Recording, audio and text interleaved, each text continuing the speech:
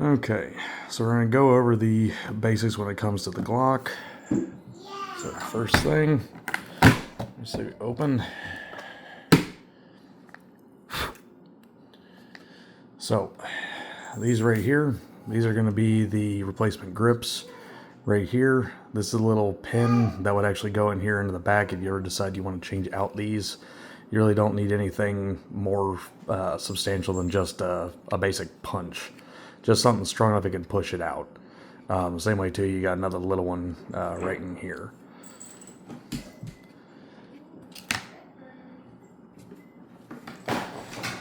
Okay, so first thing I want to do, anytime we go to do any type of maintenance or anything with this, you want to make sure that it is completely unloaded and safe. So right now, I said I've always kept this thing condition 1, which means it's ready to fire. So first thing we want to do, go with the mag release here, point it away at a safe direction away from anything else. Push that button. Magazine comes out. Again, it's fully loaded. So right now, there is a round in the chamber. Like I said, what we can do here is do a brass check. So we pull back on it. You can see there is a round in the chamber. If you pull back any further than that, you risk the round becoming unseated and not properly firing. In this case, what we want to do, kick out that shell. It's out. So now, if we need to lock this forward to see what we can do, now that we know it's clear, right here is your slide release. You push back, and then while holding it back, push that up, and it locks. They'll do the same thing if you're firing it and you do it with an empty magazine. So if you put an empty magazine here with no rounds in it and pull the slide back, it's going to lock the same way. You need to send that forward, so you just got a new round, whatever, or you just want it to go forward with no magazine in it. Push that down. There it is. So now the important part you need to know when it comes to actually taking this apart to clean it. So right here you have the slide release, and then right here you have the I just forgot the name of it, but it's essentially the slide lock. So this is real simple, but it'll take a few tries to really get it down. What you want to do, grab the pistol like this, kind of wrap around it, and then what you do is just a slight squeeze. You see how it clicks, or you can hear how it clicks? That's all it needs to go back. Now while holding it, you're going to grab a hold of the slide lock, and it's on both sides. Pull it down. While holding it down, now let go of the top, but keep holding on that slide lock. Now you squeeze the trigger. See how it just jumped forward? Now it's ready to come off. Just slides off. Now you see these rails here, that, and then the rails here on the back is where it all has to reattach. So you just got to make sure when you put it back together, that's how it slides. Good thing is you can't do it wrong. You set that there. For your upper, you have the recoil spring. This literally just has a little groove here. Pops out. It'll always go back in like this. You can't really put it in wrong. Just remember, it's going to look the same whenever you're putting it back in. So if you decide to put it in like this, not only does it look wrong, it's not going to work. That comes out. Then you have your barrel. So your barrel, easiest thing to do, grab right here on that little retention notch, shove it forward, because now it gives you an angle you can kind of wiggle it out.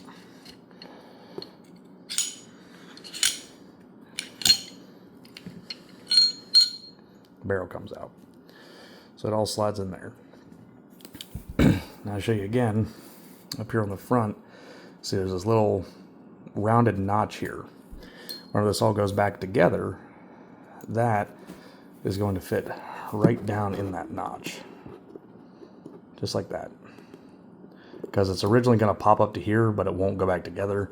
So you just decompress it by pushing it forward into the top of the pistol, and then it'll go in there. So whenever you go through actually do any cleaning of this, you'll want to scrub over all this with some oil and a wire brush.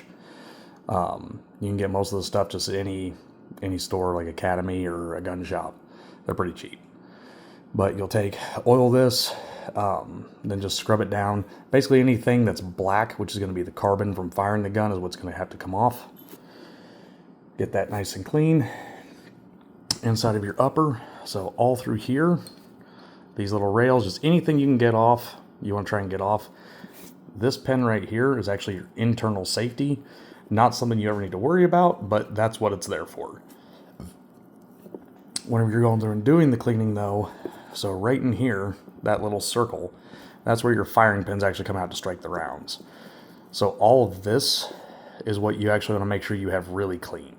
So if all the rest of the stuff, if you don't get perfect, it's not going to really hurt anything. It might make it, you know, a little bit rougher to rack back and stuff, but it will work.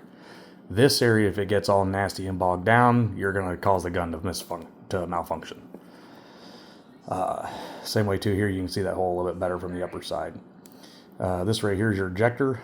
So if you're ever having an issue where the rounds are failing to kick back out of the pistol, it's usually a malfunction with this. Usually it's just dirty. Again, you can just kind of force it up and out of the way to clean under it. Right up here in the very front, you can see what looks like a little hexagonal screw. That is actually what holds in your front sight. So unless you want to change the front sight, do not take it off.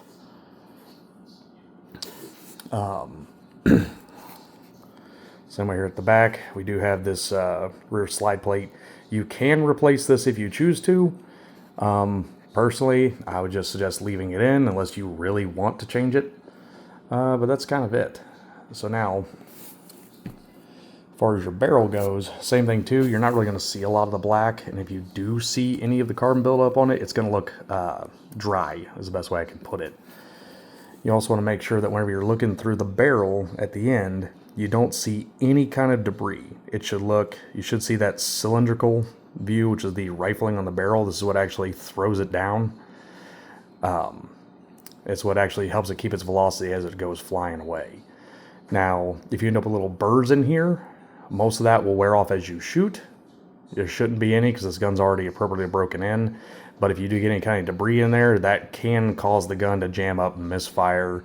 In an absolute horrible situation, if you really don't take care of it, it could actually explode. This is why this part in particular you really want to make sure you take care of. Just whenever you're done cleaning it, make sure you don't have anything in there, no debris from any paper towels or anything else. Just this should be almost like mirror clean. Same thing too, this right here is your feed ramp. You want to make sure that this is all nice and smooth. Because again, this is a good place where carbon's going to get stuck. Scrape all that out, because this is where it's actually going to grab new rounds and shove it up into the barrel. So if this is all nasty, then you're going to get rounds that are going to improperly feed. It's not going to explode or kill you, but it's going to cause a big problem when you actually need the gun to work. Now for the lower, basically anything in here, I'm going to tell you, until you get a lot more comfortable with it, I would not remove or mess with anything inside here, because everything in here will cause the gun to just break if you don't know what you're doing. But simple, right here along these slides, or the rails, your rails here in the front and back, again, you just want to make sure those are cleaned up, make sure there's nothing sticky and nothing gritty there. Because again, that can cause the upper to jam up. You can also clean down here in the mag well. Just again, make sure nothing's in there. It's going to cause the mag to have issues going in and out if you do. And this back here, this hole is actually intended for a reason. So they actually sell a little aftermarket piece that plugs up into it. Do not use it. Some people think it looks cool because it makes it flat or whatever. This hole right here actually has two functions. One is so that if any gunk or anything gets up into the pistol up here, it has a way to get out. If you plug that hole, it can't get out. The other function of it, when the magazine's in, say you just drop this thing in the mud, but you still need to get out this magazine and use it. Well, if that hole's plugged up, you're having to hit the magazine release, and that is all the grip I have on this. You can see my hand shaking how little grip I have on it. But, now again, you just dropped it in the mud and you need to get this mag out fast. I now have that much grip by not plugging that hole. So again, do not plug the hole. Ever. Okay, so we just gone through, cleaned the pistol. Now we take and put it back together. So same order it came out. I'm going to take the upper and the barrel. Barrel's going to go in. Again, just at an angle. If you try and put it in flat, it won't fit. Goes in. You see how it's poking out. Then you just bring it back. Clicks in place. Nice and easy. Now I take that recoil spring. Again, it's going to feed in right into the front. See again here, it doesn't quite fit because it has to be compressed. First thing it's going to do is jump down on that square notch. We want to push it further so it goes nice into that one. Now you can see it looks a lot more level. Once that's good, we line up the rear back here onto these front rails. Nice and easy. Now, sometimes it'll kind of fight you when it gets back to these rack ones, so you just kind of got to wiggle it till you get it in place. There it is. So now, to make sure that you've got it properly done, rack it back. So the slide didn't fly off. Now, if you had this thing improperly locked, if you'd squeeze the trigger, the slide would fly off. So we squeeze the trigger, slide's firm, so it's holding. So now we can see that the gun did properly go back together. Now, next thing I want to show you is the speed loader I talked about.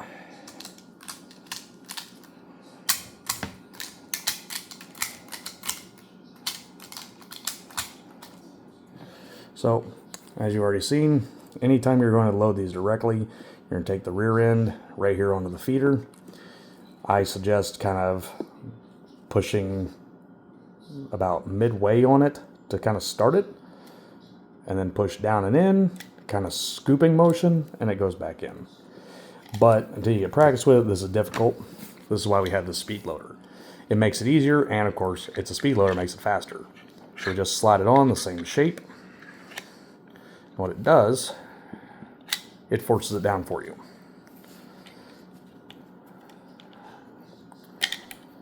Goes in nice and easy to kind of start it off. And we just keep on doing that.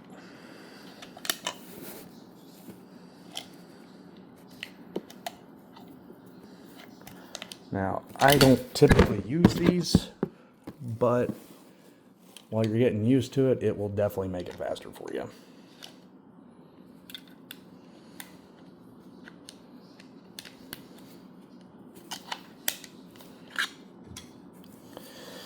And so, yeah, that's kind of the basics. So as long as you follow this and don't really dig into it too much more, you shouldn't have any other issues, and you'll be good to go.